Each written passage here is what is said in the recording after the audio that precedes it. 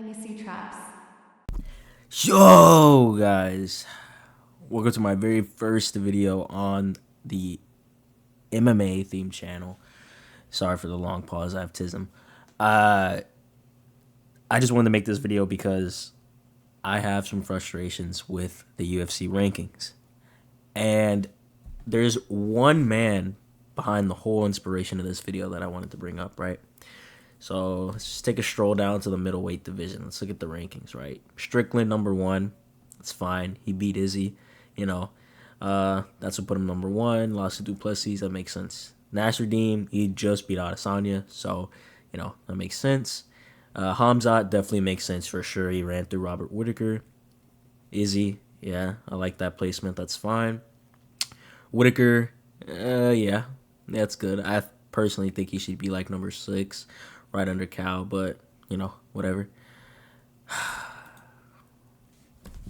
This fucking fraud. He's I don't know what dirt he's got on the rankings or the matchmaker, whoever the fuck controls the ranking system, bro. He's a top 10 middleweight in the big 2025. Let's look at his fight history, right? His last fight, fucking 2023. His last fight was in 2023, brother. He hasn't fought since 2023. And he got his ass whooped. He got his ass whooped by Cannonier. Not saying that Cannonier's a bad loss. He's a really good fighter, but brother, he hasn't fought since 2023 and he got his fucking ass kicked. And he's a top 10 middleweight still.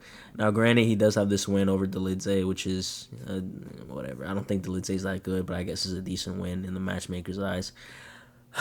He lost to Whitaker. People lose to Whitaker. That's fine. How is this guy? How is this guy a top 10 middleweight coming off a loss and hasn't fought in 2 years, damn near? He hasn't fought since 2023. He's been inactive for that long, and he's coming off an ass whooping, and he's a top 10 middleweight. This win versus Dolidze means nothing to me. So he's coming off of two losses, essentially. This is a filler win. I guess this is cool, whatever, but holy brother. And let's talk about somebody else. All right. Let's get to the heavyweight division. Oh, it sucks having to talk about this, but oh, man. Ty. Ty is a top 10 heavyweight in the big 2025, and he's done nothing but lose. Man, this sucks, bro. The downfall of Ty is just in fucking insane, bro. The downfall is crazy. I'm gonna be completely honest, bro. This is his best win. This is his best win. He's on a four. Wait, no. 1, 2, 3, 4. He's on a five. 1, 2, 3, 4, 5. Sorry, I have tism. He's on a 5-fight skid, and Derek Lewis is his best win. Man. So we all love him for beating the shit out of bitch ass Hardy, right? We love him for that. This win was cool, right? He beat Sakai, amazing. So we're all on the Ty hype train. We love Ty. Loses to Gon. I personally knew he would lose to Gon. This is back in 2022 when everybody was on the Gon hype train saying he'd become champion before he became a fraud. So when he lost to Gon, I wasn't really surprised. I kind of had a feeling he would, and it was just whatever. He'll bounce back. And then they matched him against this monster. They matched him against Pavlovich. Oh, they wanted him to die. So when he lost to Pavlovich, I was like, damn, okay, a 2-fight skin. He'll bounce back. Comes back in 2023 against Volkov. He loses. All right? He loses to Volkov, whatever, right? He loses to Tybura, bro. He made Tybura look like a top 3 heavyweight. I'm not joking. Fucking round 1! Ow! Bro, he made Tybura look like a top 3 heavyweight. Oh. And he lost to Rosenstrike, bro. Now, Rosenstrike is a decent heavyweight. He's not a completely out of shape blob, but he's also not a Cyril Gahn, you know? Loses to Rosenstrike. Ty, this is 5 fights. This is 5 fights, Ty. Come on, man. Come on. It pains me to do this to you. In what earth, what planet could you lose 5 fights in a row? They're not even separated. These are 5 fights in a row. And he's still top 10. He's still top 10. That just shows you how ass heavyweight is. Where you can lose 5 fights in a row and still be ranked number 10. You got to do something about it. Ty, if you lose your next fight, bro, it's looking like GFL for you, honestly, bro. I'm not going to lie. If you go on a 6th fight, I mean, Tony's still in the UFC, but if you lose a 6th fight in a row, you're looking like a GFL champion, bro. I'm not going to lie to you. Oh, man.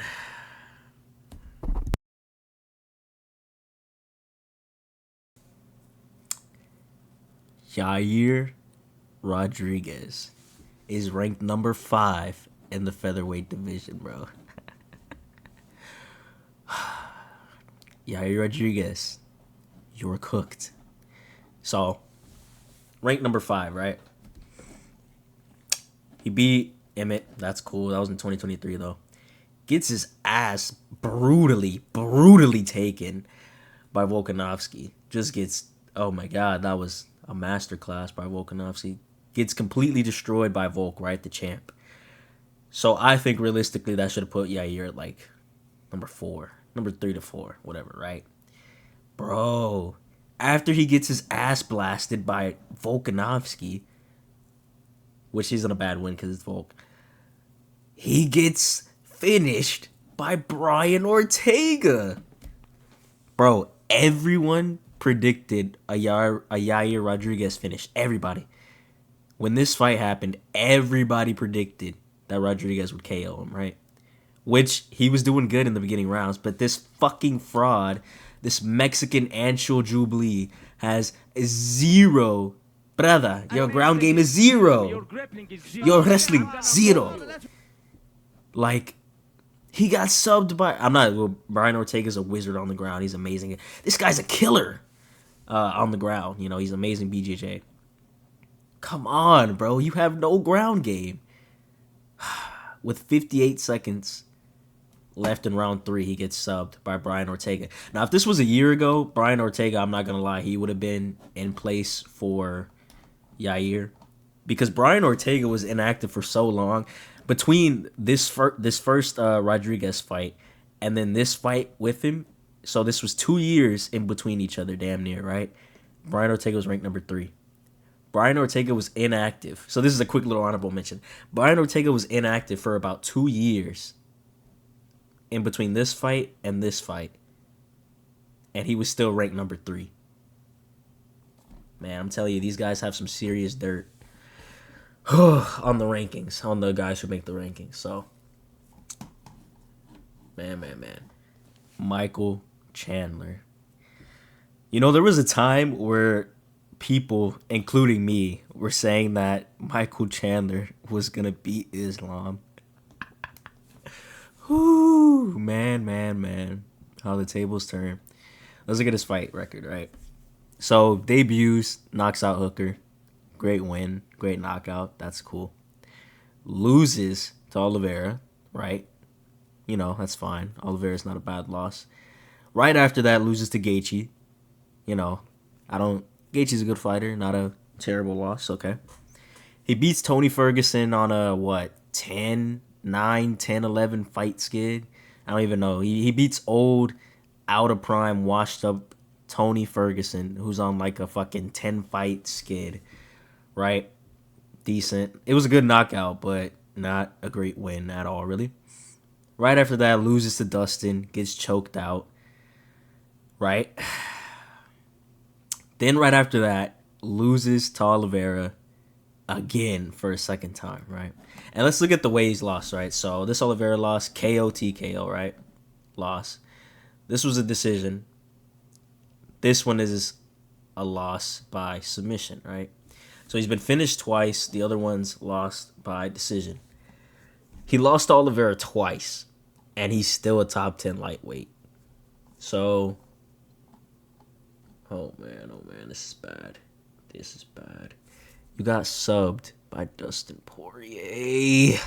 You got subbed by what people were calling the best boxer in the UFC 2 years ago. 2 years ago, people were calling Dustin the best boxer in the UFC, not even bringing up his grappling. You got subbed. You got subbed because you have no fight IQ. I'd get subbed by Dustin. I'm not saying that he's lackluster in BJJ, even though he is, but I'd get subbed by Dustin. But, bro, you got subbed by somebody who's not even known to sub people. And it's because he's dumb and he gave up his back. He's stupid. He's stupid. Oh. There's a universe where Chandler has good fight IQ and he went on to fight Islam and still probably got rear naked choked. But holy, if you were stupid if you didn't put your parlay for a win for Oliveira. If you betted on Chandler in this fight, I hope you lost, and I hope you lost all your money, and I hope you lost your house, you know? Oh, you have the same IQ as Chandler does in his fights if you voted for him to win. Or not voted, but put your parlay for him to win. Jesus. Yeah. I don't think Chandler... well, it's because... Oh, man. It's hard to say. I don't think he should be out of the top 10 completely. You know, he does have his wins. He's holding on to this knockout. He has this, which... whatever. And he has this. This was good, but this was in 2021. I personally think he should be ranked, like, number 9. I don't know. Let's look at the lightweight rankings real quick, actually. Let's take a look. Where's it at? Lightweight, right? Dan, Max, Dustin, Gaethje, Oliveira. Yeah, all these need to be ranked above him. I think in his next fight, he needs to go ahead and fight maybe Scamra or Dariush, maybe. Damn, Moicano's still number 10, yeah. Moicano versus Chandler? He gets rear naked choked in that fight, too. Sorry to say it. If Chandler fights Gamrot wins. He wrestle fucks him. Probably chokes him out. Moicano definitely rear naked chokes Chandler. Benil might get knocked out, low-key. He might beat Benil. Fiziev, I think, beats Chandler. Damn. Yo, I'm not gonna lie to you. In like 2 years, we're gonna see Chandler versus BSD. BSD's a fraud as well, but he's not in the top 10, so I don't have to talk about him.